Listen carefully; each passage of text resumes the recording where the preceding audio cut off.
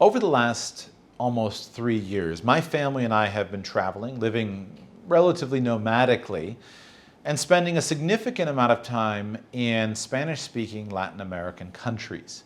Now, I'm painting with a very broad brush here, but in today's video, I'm going to share with you why I don't anticipate spending very much time in Latin America over the next few years, and why instead I'm taking my family to explore Asia and the Middle East.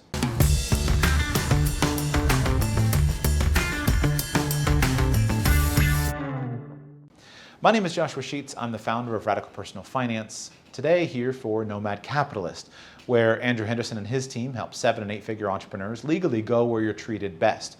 More information at nomadcapitalist.com. I should begin by saying that I genuinely love Latin America. I enjoy being in Latin countries. I'm very comfortable in the culture. I was born and raised in South Florida, so I've been around the Latin immigrants to the United States my entire life, very comfortable in it. I love Latin food. My wife and I love to go salsa dancing. I speak fluent Spanish. She speaks fluent Spanish. We've taught our children Spanish. And so we're very comfortable in Latin America.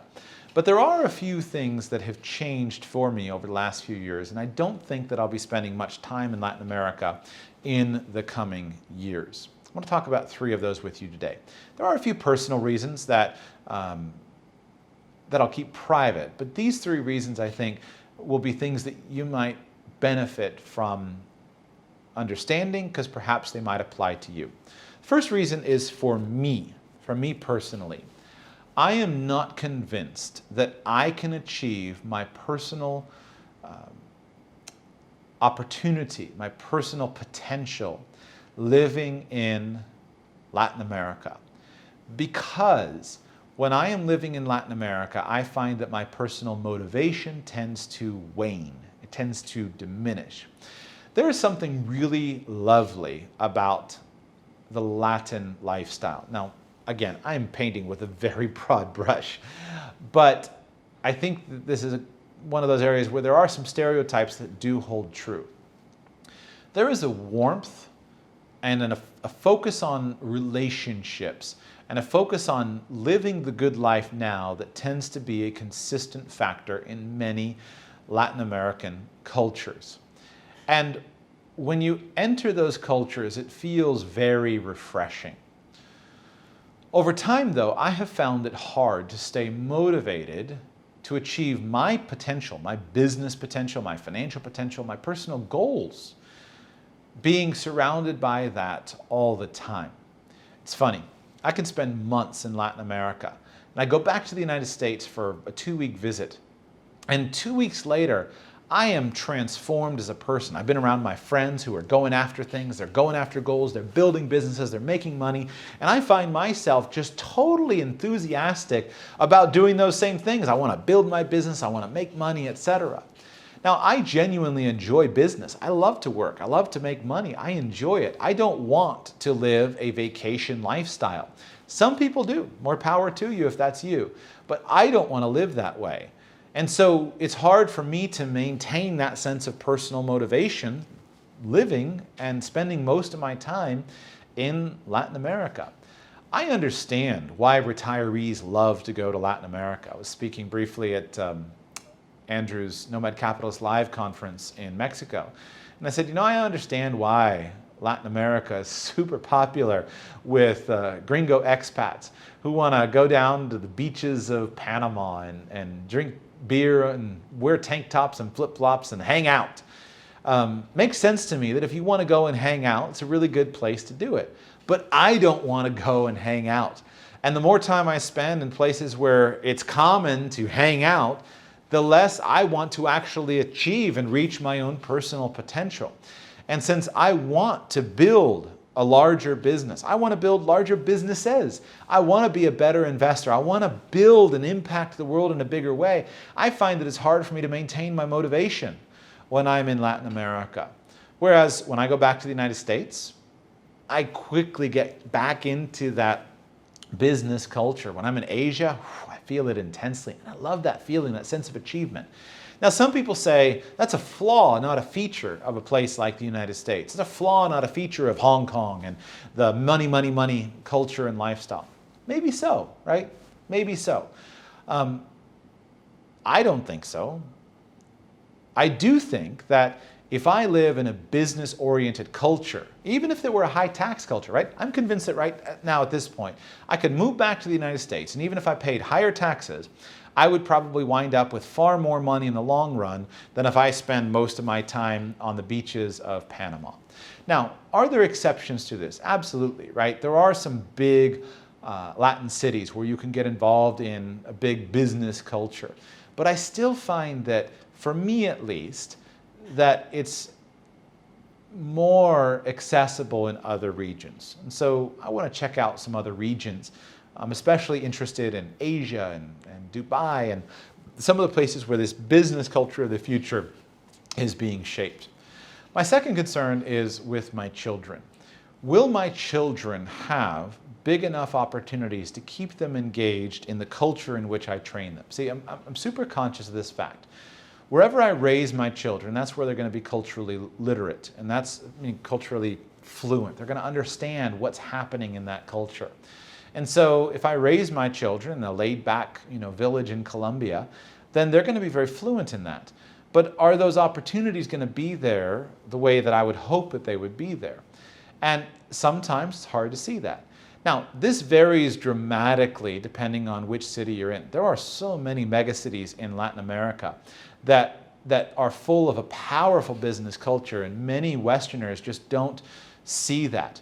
Right? I'll often play this game where I'll ask people, how many people, Americans especially, how many people live in New York City? And they'll give me a number. And I say, how many people do you think live in Bogota, Colombia? And usually they don't have a clue. They don't have a clue how much bigger Bogota is than New York City. You ask someone, how many people live in Mexico City? They don't know how these cities, these Latin cities, dwarf the biggest US American cities. So there are opportunities there. But sometimes those opportunities feel like they're cloaked. And oftentimes I feel like many Latin nations are going backwards. I don't get this sense of opportunity and ambition and building the future in many Latin American cities, the way I get it in a place like Dubai or Singapore or Hong Kong. Anytime I'm in Asia, I just get this boundless enthusiasm where you feel like this is where the future is. I'll be in Dubai and in Singapore, ideally later this year. And one of the things that I'm intensely researching on the ground is, are these the places that are building the future? And I think they are. When I spend time thinking about the culture that you have in a place like Dubai or other places in the Emirates or in a place like Singapore, Hong Kong, etc. Anytime I'm there, remember the first time I went to Hong Kong, I sensed this boundless optimism, and I thought to myself, this is what the United States of America was like in the 1950s. There was this sense of, we can build the future. If we can believe it and dream it, we can do it. I don't find that spirit in the United States anymore. Many reasons for it, but I don't find that spirit. I don't get that sense of optimism. I also don't get that sense of optimism most places in Latin America. And so while I think there are undoubtedly big opportunities, or undoubtedly big countries, etc., I don't get that sense of optimism that I get in Asia. And so I'm not sure that we'll want to be in Asia many years from now, but I'm dedicated right now to spending more time there and seeing whether it might indeed turn out to be comfortable and true for us, especially with our children. The third and final reason that I don't want to spend most of my time in Latin America at this point has to do with consumer conveniences. Now, this is a very first world problem, and without question, there are lots and lots of things that are available all throughout Latin America. There's no question that every luxury brand is available to you in Mexico City. There's no question that all of the consumer conveniences are available to you in many of the large cities. And there's a big difference between Belize City and Mexico City in terms of the lifestyle and the conveniences that are available to you. But I've come to appreciate, especially at this point with the ages of my children, how there are a lot of consumer conveniences with children that are just not available in Latin America. A lot of this has to do with things like mail order. Being able to order things on Amazon and have them show up at your door 2 days later is a fabulously useful thing for a parent. I hear my child say, oh, I'm interested in such and such. And in the United States, I can pull out my phone and immediately look and say, oh, here's the book. And a day later, it shows up. Well, a lot of places in Latin America, I can pull out my phone and do it, but then it's got to come in and it's 2 weeks later. Or I got to go to a bookstore and they don't have it. Many times, the things that you want for your children, they're just not available in many parts of Latin America, whereas they are in other places where there are more consumer conveniences. And while I feel a little guilty sometimes, because these are first world problems, right? No question about it. They are real. And in the life of a parent, it's real. And it genuinely makes your lifestyle better to have access to those things, to have access to the wonders of the world at your fingertips through online shopping, to have access to a reliable mail system, to have access to a lot of lower cost stuff makes a big, big difference. And so I'm not sure that I want to move back to the United States. I will say that although I'm very fluent in Spanish-speaking Latin American culture, I don't think I want to live in a Spanish-speaking Latin American culture full-time.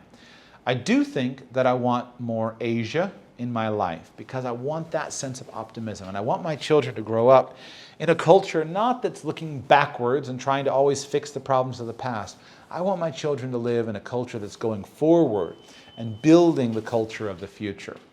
And I think we're going to find a lot more of that in Asia over the coming years than we are in Latin America. Still going to go back, still going to keep some flags and some bases in Latin America and regularly go back to visit. But in terms of living full-time, that's why we're heading to Asia to check it out for ourselves.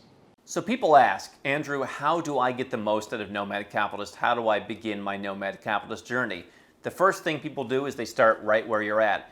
They watch YouTube, they listen to podcasts, they read articles at nomadcapitalist.com. We've spent years creating thousands of pieces of free content so that you can get the vibe from someone who's actually done this, from someone who's actually been in your shoes. What they'll do next, they'll get a copy of the book. You can find it on Amazon. It costs a few bucks, and while it's not going to give you all the secrets, it's going to, again, give you more of the vibe. You're going to learn a lot of the things that I've learned. You're going to learn some strategies you can employ, and you're going to get a lot further in your journey. From there, if you are the 7 or 8 figure entrepreneur investor, you can go to nomadcapitalist.com. You can click Become a Client. We're pretty busy these days, but we have availability to help a limited number of people who want to create a holistic plan, something that I think is so important. So if you want to do that, go to nomadcapitalist.com, click Become a Client, learn more about how it works and how we can help you.